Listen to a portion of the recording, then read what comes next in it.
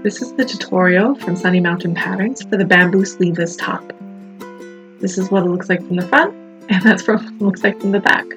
So first we're going to attach the shoulders for the bodice. You want to press the center front and fold it in for the button plackets. I recommend pressing with a hot iron. Here I'm pinning it together so I don't lose the nice creases that I made. This is where we're going to put the buttons. But first we're going to attach the shoulders. So we're going to sew the top right and left shoulders. You have to do both sides. Most people have two sides of their body.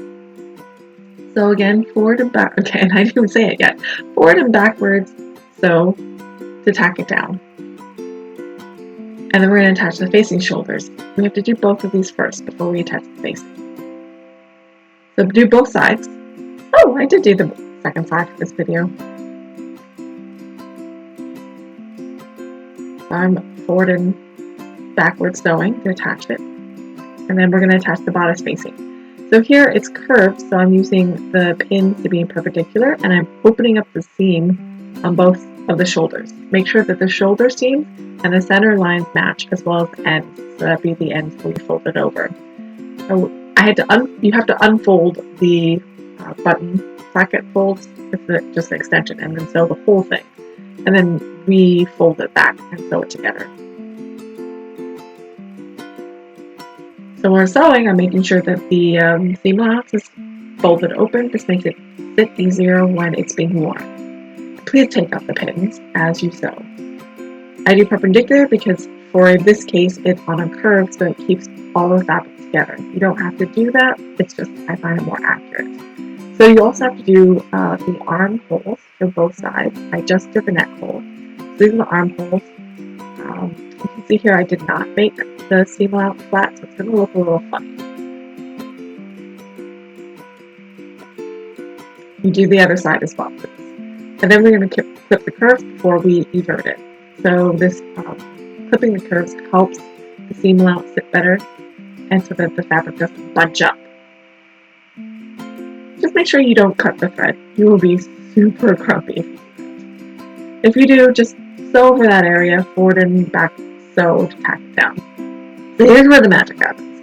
We're going to grab one side from the front and pull or evert everything outwards. Use a wooden chopstick is really useful for that. You just keep pulling and pulling until everything is right side out, that's the nice part of the fabric. And eventually you will get the magic. If you want to, which I recommend, you should press this now so that all the seams are nice and flat before you go ahead and move on to the next step. So you don't have to do so much zhuzhing. But ta-da! That's the top. So we're going to top stitch all of this. That's going to include the neckline and both of arm holes. The top stitching is normally done about 1/4 inch from the seam on the outside. You want the outside part that's going to face public to be what the knife stitching is going to be on. So the top threads, as you can see here. You can also make this a little bit longer stitch. It's not a constructive seam, it's just to keep it in place so it doesn't get all poofy.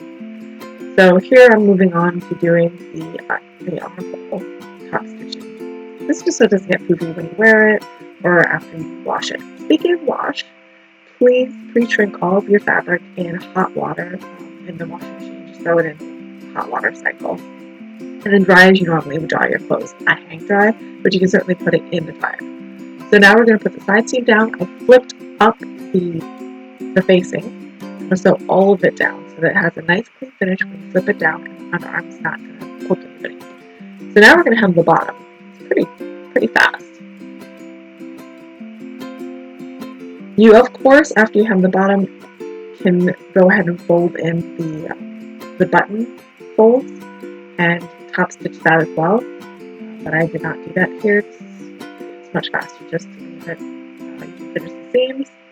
And then we have to put in buttonholes after that. But that you have to follow your manufacturer instructions or your sewing machine instructions. So that's the tutorial.